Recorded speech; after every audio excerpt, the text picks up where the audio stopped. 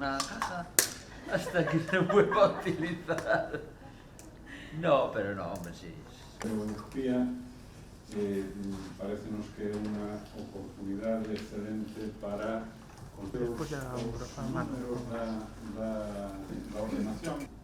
Esa é a limitación e o de que o seu propósito é dotar o desenvolvemento definitiva aproximadamente o 70% de manzanas ordenadas en unha trama regular, valores como a ecoloxía e a sustentabilidade importante, e isto é un criterio que compartimos e están sempre vinculados ao elemento este central das actuacións de vivenda de protección. Polo tanto, un novo barrio que será na realidade moi pronto.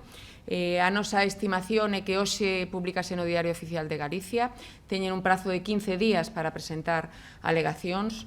Aprobaremos definitivamente este ámbito antes de que remate este ano 2026. Temos xa solicitados os informes sectoriais que son preceptivos, de modo que o vindeiro ano 27 licitemos a urbanización que nos acaban de explicar, para que no ano 28 estemos simultaneando urbanización e edificación. O que faremos dende a Xunta de Galicia é, unha vez reparcelado o ámbito, cuestión que tamén lle corresponde, xa temos axudicado a mesma empresa redactora, unha vez reparcelado o ámbito, a Xunta concursará esas parcelas, de modo que promotores e cooperativistas poidan construir vivenda protexida e tamén vivenda libre.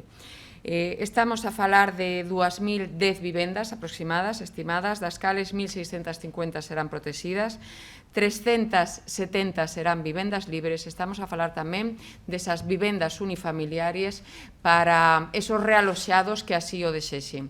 Onte mesmo mantivemos unha última xuntanza, virán máis, son moitas as xuntanzas que temos cos afectados para explicar as posibilidades que teñen, se queren esa vivenda alternativa, tanto en residencial colectivo como en unifamiliar, por suposto, será concedida pola Xunta de Galicia. Estamos a falar dunha inversión de 28 millóns de euros da Xunta de Galicia para esta urbanización, pero dun importante investimento inducido, toda vez que eso xerará construción, un investimento inducido de 381 millóns de euros e, por suposto, tamén a xeración e mantemento do correspondente emprego. Estamos a falar de 4.000 novos futuros veciños que teremos neste ámbito de San Mauro.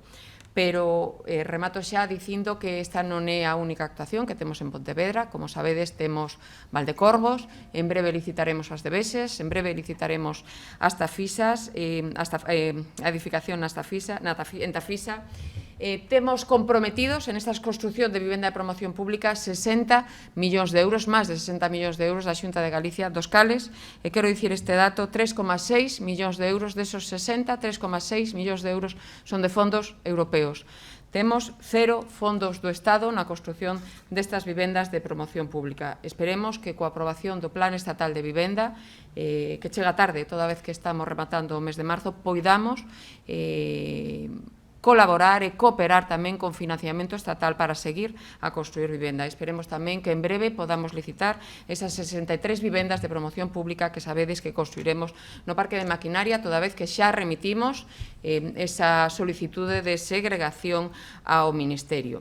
Sen máis, hoxe é un día importante, un día no que comeza este futuro novo barrio, esos futuros novos veciños para Pontevedra, ese crecemento de cidade, como decía Xavier Rivas, dun modo sostible, dun modo paisaxístico fermoso a través dese afluente do noso río Gafos e dese paseo que permitirá tamén o disfrute dese paseo fluvial pola veciñanza.